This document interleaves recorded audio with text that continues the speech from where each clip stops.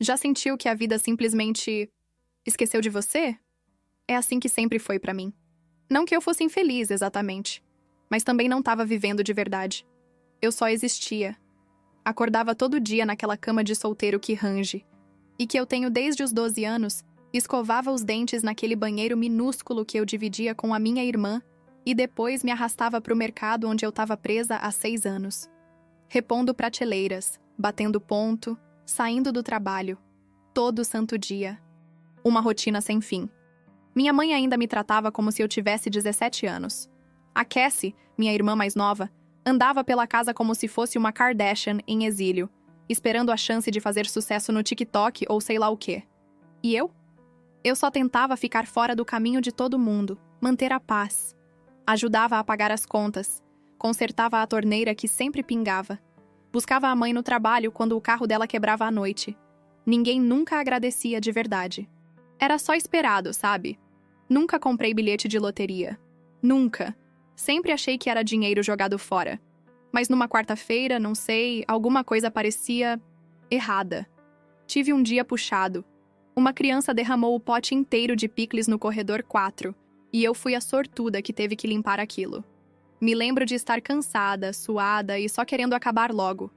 Parei no posto para comprar um refrigerante e, por alguma razão, falei pro cara no caixa: joga um Powerball aí também. $2. Nada demais. Engraçado como $2 podem virar seu mundo de cabeça para baixo. Nem conferi o bilhete na hora. Para ser sincera, esqueci completamente.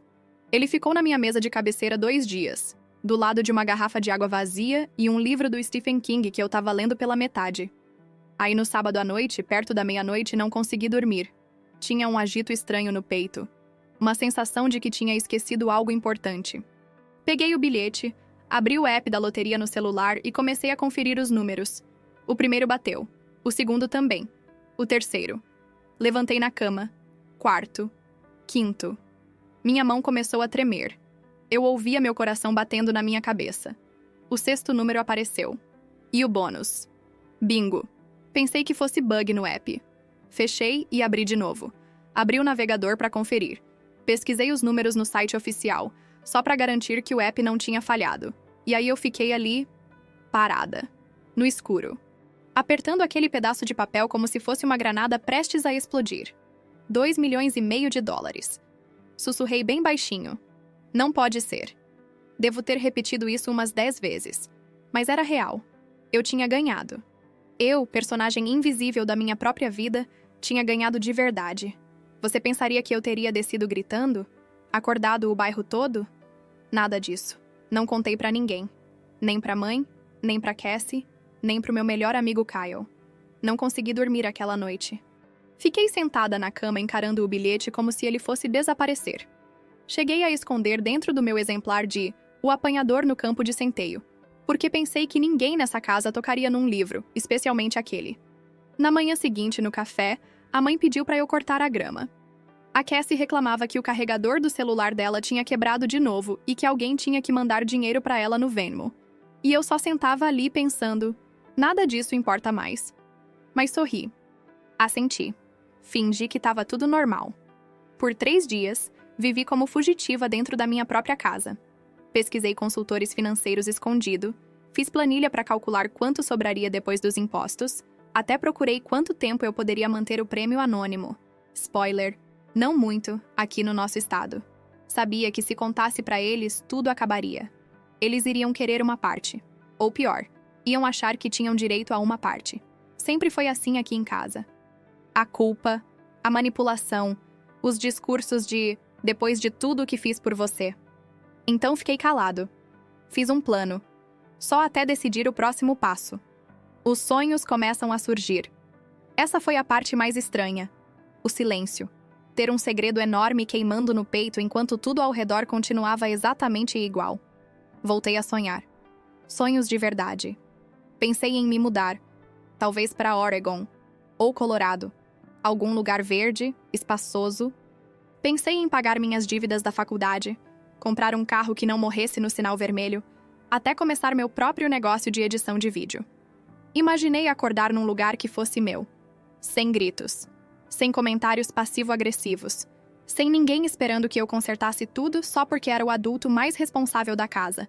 Pela primeira vez na vida, eu tinha opções. E claro, o universo não podia me deixar ter isso em paz. A culpa foi minha. Fiquei relaxado. Deixei a porta do quarto destrancada enquanto tomava banho. Talvez parte de mim quisesse que alguém achasse... Não sei. Talvez eu só estava cansado. A Cassie é curiosa demais. Sempre foi.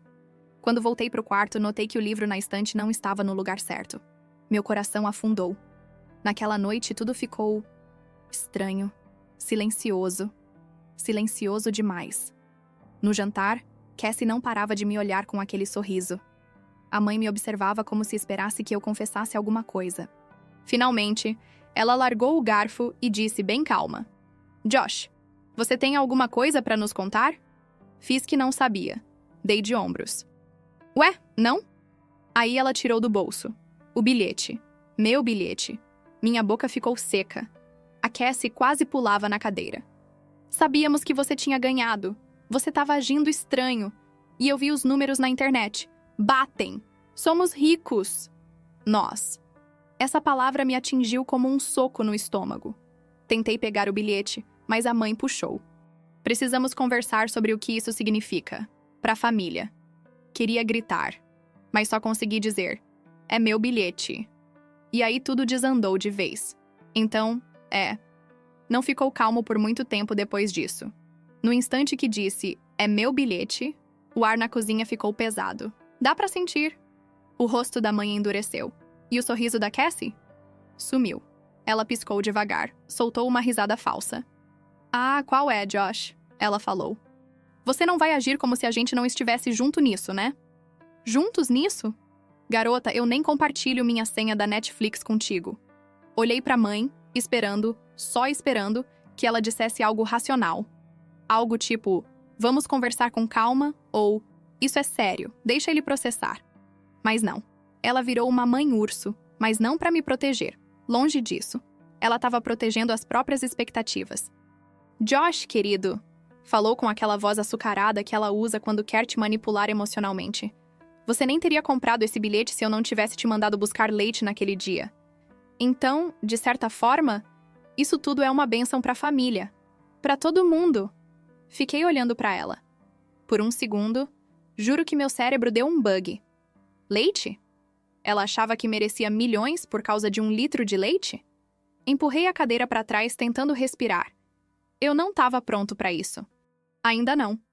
Não tô dizendo que não vou ajudar vocês, falei, e juro que era verdade. Mas é meu prêmio, e eu preciso de tempo pra pensar. A Cassie soltou um riso tão alto que parecia que estava engasgando. Nossa, então você vai ficar com tudo? Egoísta de merda. Levantei da mesa. Não aguentei. Subi pro quarto, tranquei a porta e fiquei encarando o teto. Meu coração batendo tão forte que eu ouvia o som dentro da cabeça. Devia ter sabido que isso era só o começo. Na manhã seguinte já era o vilão.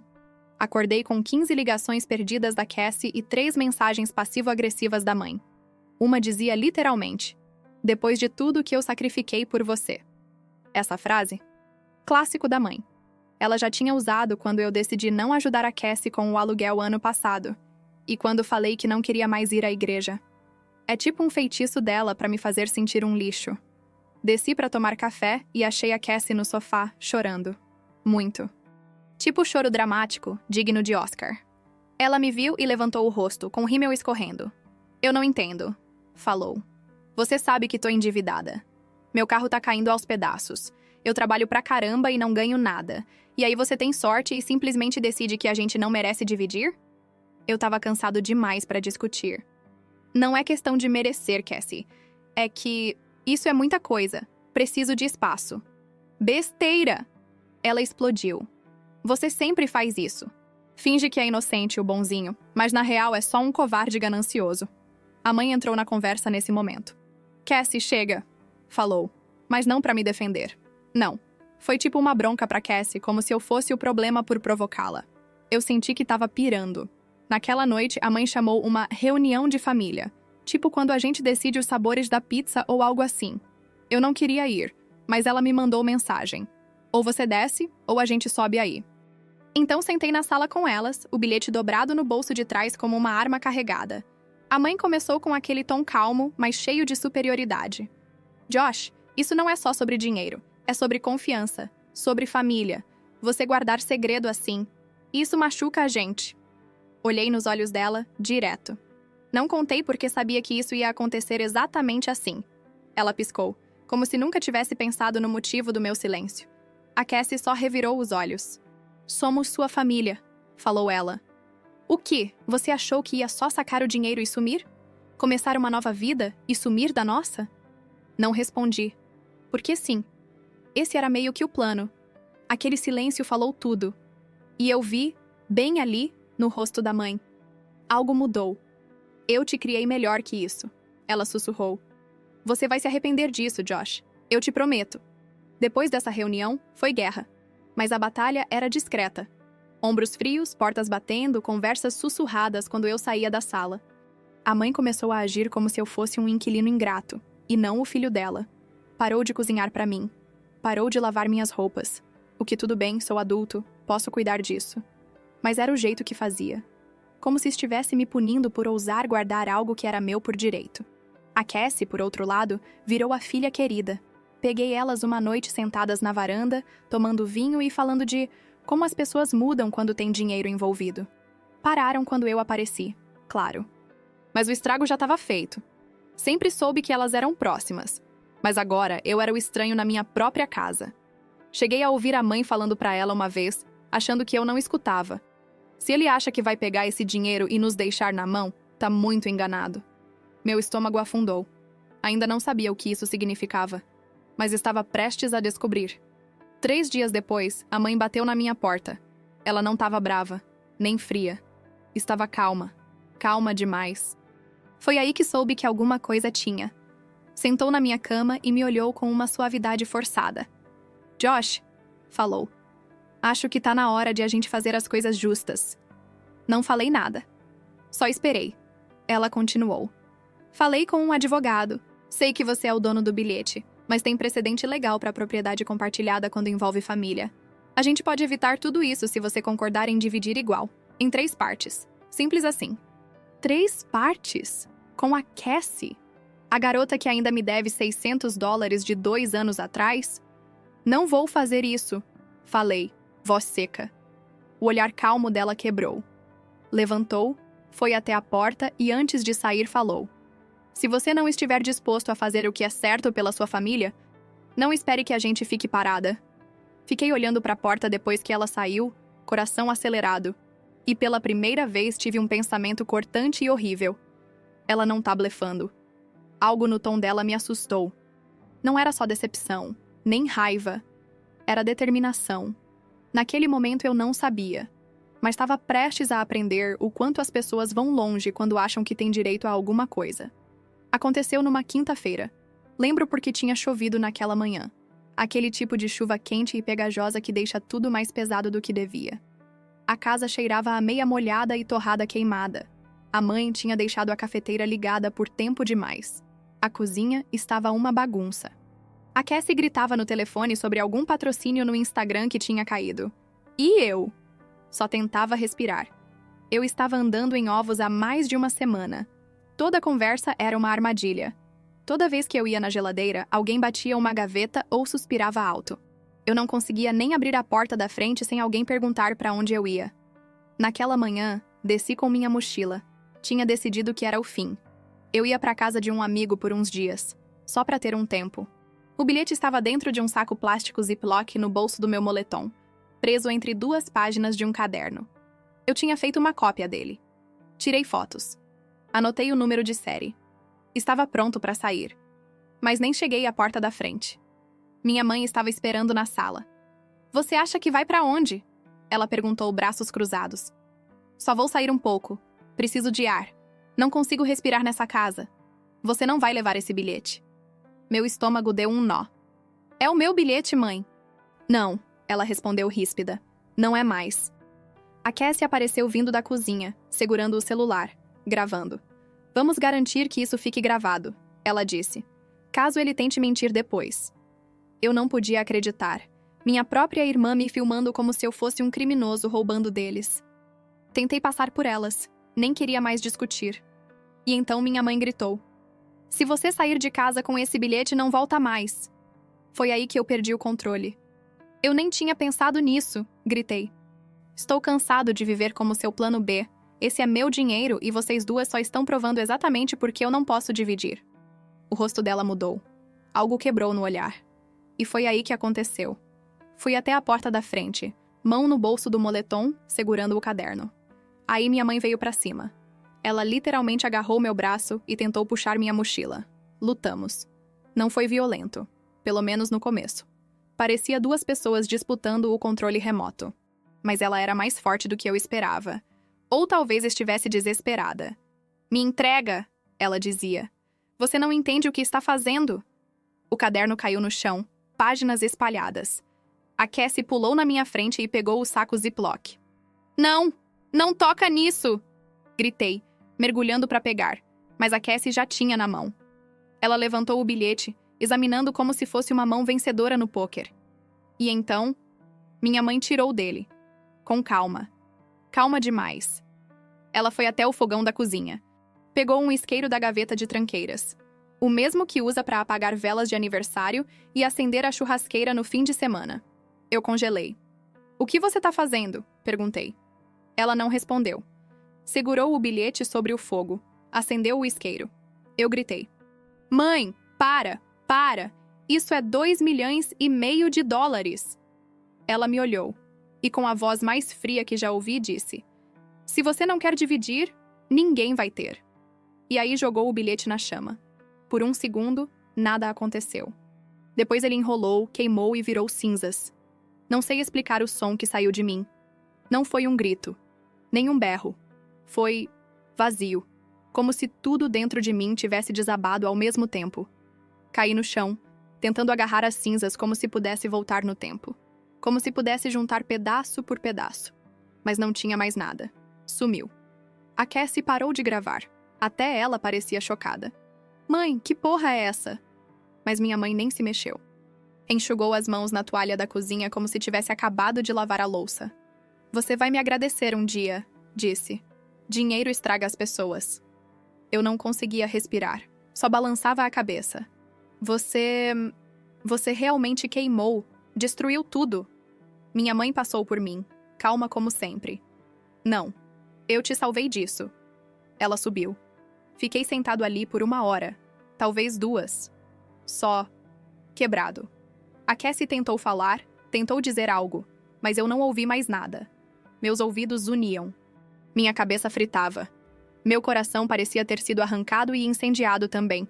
Claro que fui à polícia. Levei os pedaços queimados, as fotos do bilhete, o número de série, tudo. Mas sabe o que aconteceu? A menos que o bilhete esteja inteiro e legível, eles não podem confirmar nada. A comissão da loteria me disse na lata: sem bilhete, sem prêmio. Eles não se importaram com minha história. Nem com as cinzas, nem com a confissão da minha mãe. O máximo que ofereceram foi: talvez você tente um processo civil. Então procurei um advogado. Ele viu as fotos, fez uma cara solidária e me deu uma realidade dura. Se sua mãe destruiu antes de você fazer a reivindicação e você não tem uma cópia válida que cumpra as regras do Estado, as chances de ganhar na justiça são mínimas. Saí daquele escritório me sentindo o maior idiota do mundo. Eu tinha tudo. E agora? Nada. Depois disso, algo mudou na casa. De novo. Parecia que eu tinha sumido. Parei de falar. Parei de comer com eles. Nem gritava mais. Só existia. Como um fantasma. E minha mãe agia como se não tivesse acabado de jogar milhões fora e destruir minha vida. Ela até ficou animada. Fazendo muffins, assistindo seriados policiais. A Cassie voltou a postar fotos sensuais e fazer drama na internet. Parecia que elas já tinham esquecido. Continuavam dizendo coisas tipo: você sempre pode ganhar de novo. Talvez não era pra ser. É só dinheiro, Josh. Não deixa isso te destruir. Mas foram elas que destruíram tudo. Eu queria gritar, quebrar tudo, fugir. Em vez disso, comecei a arrumar minhas coisas, porque se elas achavam que essa era a última parte da história, estavam muito enganadas. Me mudei 3 dias depois. Não teve aquela cena de filme de jogar a mala, bater a porta. Não. Foi tudo silencioso, vazio, Arrumei minhas coisas enquanto minha mãe trabalhava e a Cassie estava fazendo live no quarto dela. Joguei tudo que pude na minha bolsa velha, deixei o resto para trás, roupas, livros, memórias. Deixei a chave na mesa da cozinha. Nem escrevi bilhete. Fiquei na casa do Kyle por um tempo. Ele é meu amigo de longa data. Não fez muitas perguntas. Só me deu uma chave reserva, arrumou um lugar no sofá-cama e me deu espaço. Contei tudo para ele, eventualmente. Sobre o bilhete, o fogo, as cinzas, minha mãe. Ele só ficou olhando de olhos arregalados. Cara, isso é coisa de filme de terror mesmo, ele falou. Tipo, maldade de filme de terror. Eu assenti. Mas no fundo, não sentia mais raiva. Sentia nada. Como se tivessem me esvaziado. Não dormia, não comia direito. Tinha sempre o mesmo sonho. Eu segurando o bilhete, e toda vez que tentava sacar, ele desmanchava nas minhas mãos como cinzas. O mesmo sonho. Sempre. Sei que parece dramático, eu sei. Mas não era só um pedaço de papel. Era liberdade. Um futuro. Uma vida sem obrigações, manipulações, culpa. Sumiu. Uma manhã, eu estava dormindo no sofá do Kyle, olhando vagas de emprego, quando meu celular apitou. Era uma DM no Instagram de alguém com quem não falava há anos. Marissa. A gente namorou no colégio. Terminou quando ela foi para Chicago e eu fiquei aqui. Sem mágoas. Só nos afastamos. Nem lembrava dela. A mensagem dizia: Ei, ouvi o que rolou pelo que a Cassie contou. Só queria dizer, sinto muito. Também, acho que tem algo que você deveria ver. No começo, ignorei. Não queria mais gente sentindo pena de mim. Mas a curiosidade venceu. Respondi. O que seria? Ela mandou um print. A Cassie tinha postado um story na noite do incêndio. Parte da discussão. O vídeo que ela gravou na cozinha. Não dava pra ver o bilhete, mas dava pra ouvir tudo. Minha mãe gritando. Eu implorando pra ela parar. O fogo estalando. Não era o vídeo todo. Só um trecho de 15 segundos. Mas era a prova. Meu coração pulou. Mandei de volta. Você ainda tem isso? Ela respondeu em menos de 1 minuto. Tenho. E tenho o vídeo completo. Ela me mandou por acidente há um tempo. Achou engraçado. Levantei tão rápido que derrubei a caneca do Kyle. Caraca! Eu sussurrei. Porque, de repente, depois de semanas de desespero, eu tinha algo que não tinha desde que o bilhete queimou. Poder. Marissa me mandou o vídeo inteiro, com pouco menos de 2 minutos. Nele, dava pra ouvir claramente minha mãe dizendo: se você não quer dividir, ninguém vai ter. Depois, o isqueiro. Depois, as chamas. Assisti 10 vezes. Mostrei pro Kyle, que murmurou: isso é ouro. Mas aí percebi outra coisa. Algo que não tinha reparado antes. Antes de minha mãe jogar o bilhete no fogo, ela hesitou. Tipo, parou por 1 segundo. E no canto da tela dava pra ver a outra mão dela. Ela estava segurando outra coisa. Outro pedaço de papel. Parecia mais grosso, mais limpo. Não fazia parte do bilhete. Meu peito apertou. Aumentei o zoom. Pausei. Zoom de novo. Caí na real como um trem. Esse não era o bilhete verdadeiro. O que ela queimou era falso. Corri pra mochila. Joguei tudo fora. Recebidos, cabos, embalagens. Lá estava o caderno onde escondi o bilhete. Folheei com o coração na boca. E lá estava, preso entre 2 páginas, dobrado num envelope branco simples que eu tinha esquecido. O bilhete verdadeiro. Inteiro. Novo. Intocado. Fiquei ali em silêncio por 1 minuto inteiro. Só olhando, esperando que sumisse, como se estivesse sonhando de novo. Mas era real. Ali, nas minhas mãos. Liguei pra Marissa. Você não vai acreditar. Falei, meio rindo, meio chorando. Ela suspirou quando contei. Você tem? O verdadeiro? Tenho, respondi. Ela queimou uma cópia. Achou que era o original, mas eu troquei. Ela parou e falou algo que mudou tudo. Então você precisa ir atrás dela. Dessa vez, de verdade. No dia seguinte, chamei um advogado. De verdade dessa vez. Contei tudo. Mostrei o bilhete. O número de série. As fotos. E o mais importante? O vídeo. O rosto dele brilhou. Isso não é só um processo civil, disse. Isso é destruição de propriedade, tentativa de fraude, abuso emocional. Podemos montar um caso. Entramos com o processo imediatamente.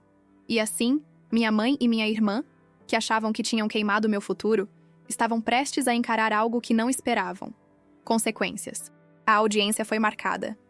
Intimações enviadas. Eu não estava mais escondido.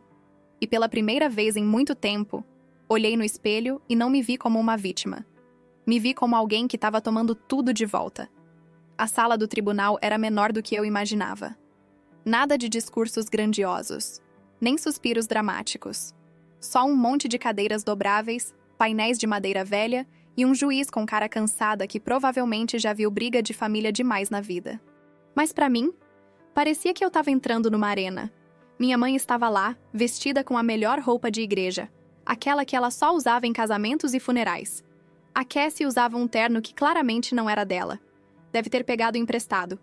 Ela ficou com os braços cruzados o tempo todo, queixo erguido, como se estivesse acima da situação.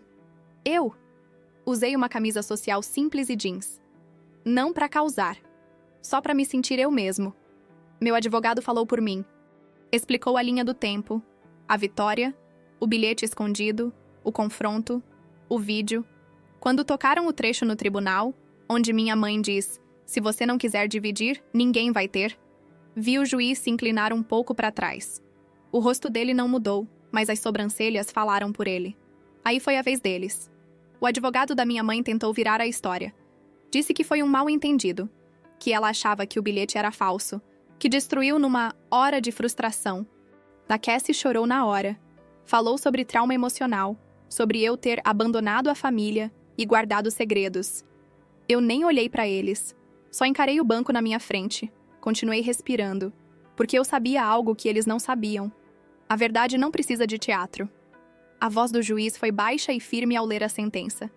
Ele reconheceu as provas da tentativa de destruição, a manipulação emocional e a clara intenção de me privar de uma propriedade legítima. Então, devagar, confirmou o que eu precisava ouvir. O tribunal reconhece o autor como o único e legítimo dono do bilhete vencedor e de todos os fundos relacionados. Bum! Lá estava. Uma sentença que valia 2,5 milhões de dólares. A Cassie desabou em lágrimas. Não aquelas falsas, de verdade. Daquelas feias que a gente não consegue controlar. Minha mãe? Não chorou, não gritou. Só ficou olhando para frente com a boca fechada, como se tentasse segurar o peso do universo desabando sobre ela. O juiz também me deu ganho de causa quanto aos danos, emocionais e financeiros. Não foi um valor absurdo, mas mandou uma mensagem clara.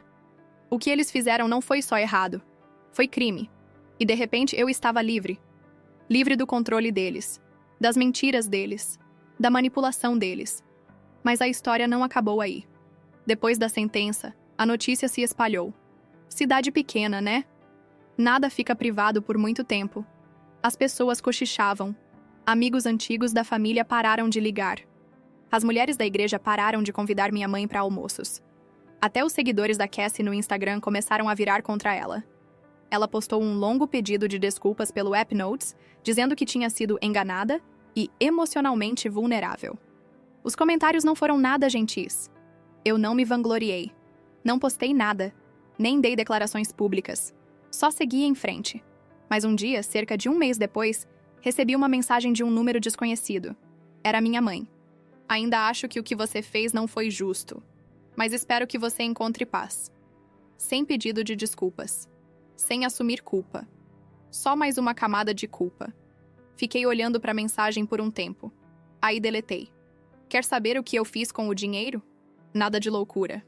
Paguei todas as minhas dívidas. Comprei um apartamento pequeno numa parte tranquila da cidade. Nada chamativo, mas meu. Comprei um carro decente. Finalmente abri o negócio que sempre sonhei. Um estúdio de edição de vídeo. E eu durmo. Essa foi a parte que eu não esperava. Dormir. Nada de acordar com um nó no estômago. Nada de entrar em cômodos esperando decepção. Só descanso, paz, liberdade. O Kyle continua por perto. Eu e a Marissa conversamos mais agora. Não de um jeito romântico. Só duas pessoas que passaram por capítulos estranhos e saíram um pouco mais sábias. E minha família? Não vejo eles desde o tribunal. E tá tudo bem assim. As pessoas me perguntam muito. Você perdoaria eles? Não sei. Talvez algum dia. Talvez se ouvir as palavras, me desculpa, eu errei. Talvez se eu acreditar que eles realmente querem dizer isso. Mas sinceramente, não tô esperando sentado por esse dia. Porque aprendi o seguinte: família não é quem compartilha seu sangue. É quem respeita seus limites. É quem vê seu sucesso e comemora. Não tenta queimar tudo. Eles achavam que o bilhete era o prêmio. Mas o prêmio real foi a lição. E essa é uma coisa que ninguém jamais vai tirar de mim.